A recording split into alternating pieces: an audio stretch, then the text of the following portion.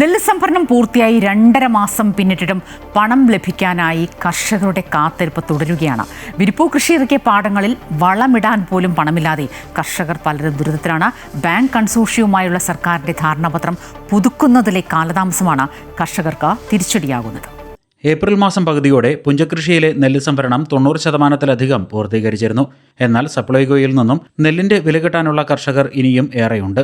പുതിയ സർക്കാർ അധികാരത്തിൽ എത്തിയാലുടൻ നെല്ലുവില കൊടുത്തു തീർക്കുമെന്ന കർഷകരുടെ പ്രതീക്ഷയും വിഫലമായി. 635.95 കോടി രൂപയാണ് നെല്ല് സംഭരിച്ച വകയിൽ കർഷകർക്ക് ഇനിയും വിതരണം ചെയ്യാനുള്ളത്. കോട്ടയം ജില്ലയിൽ മാത്രം 66.17 കോടി രൂപയാണ് നൽകാനുള്ളത്. ആലപ്പുഴയിൽ 203 കോടി രൂപയും തൃശൂരിൽ 117 കോടിയും പാലക്കാട് 157 കോടിയും നൽകാനുണ്ടെന്നാണ് കണക്കുകൾ സൂചിപ്പിക്കുന്നത്. പണം ലഭിക്കാത്തതിനെ തുടർന്ന് ചെറുകിട കർഷകരുടെ കടബാധ്യതയും വർദ്ധിക്കുകയാണ്. കടം വാങ്ങിയാണ് പലരും രണ്ടാം കൃഷി ഇറക്കിയിരിക്കുന്നത്. പുഞ്ചകൃഷിയിലെ നെല്ലിന്റെ പണം ഇനിയും ലഭിക്കാത്തതിനാൽ രണ്ടാം കൃഷിയോടെ വളമിടാൻ പോലും കർഷകർക്ക് കഴിയുന്നില്ല. സർക്കാർ പണം ഉടൻ നൽകുമെന്ന് പ്രഖ്യാപിച്ചെങ്കിലും ബാങ്ക് കൺസോർഷ്യവുമായുള്ള ധാരണാപത്രം പുതുക്കുന്നതിലെ കാലതാമസമാണ് തിരിച്ചടിയായത്.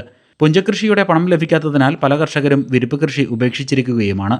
അതേസമയം പുതിയ സർക്കാരിന്റെ ബജറ്റിൽ പ്രതീക്ഷിച്ച പല പ്രഖ്യാപനങ്ങളും ഉണ്ടാകാതിരുന്നതും കർഷകരെ നിരാശരാക്കി. നെല്ലുവില 35 രൂപയായി ഉയർത്തുമെന്നും നെല്ല് സംഭരണത്തിനായി റിവോൾവിംഗ് ഫണ്ട് ഏർപ്പെടുത്തുമെന്നും പമ്പിംഗ് സബ്സിഡിയും നെല്ലിന്റെ ഹാൻഡിലിംഗ് ചാർജും ഉയർത്തുമെന്നും ഒക്കെയായിരുന്നു കർഷകരുടെ പ്രതീക്ഷകൾ.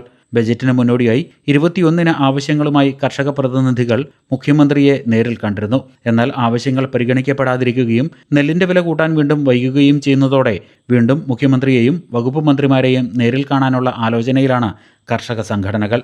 അമൃത ന്യൂസ്, കോട്ടയം.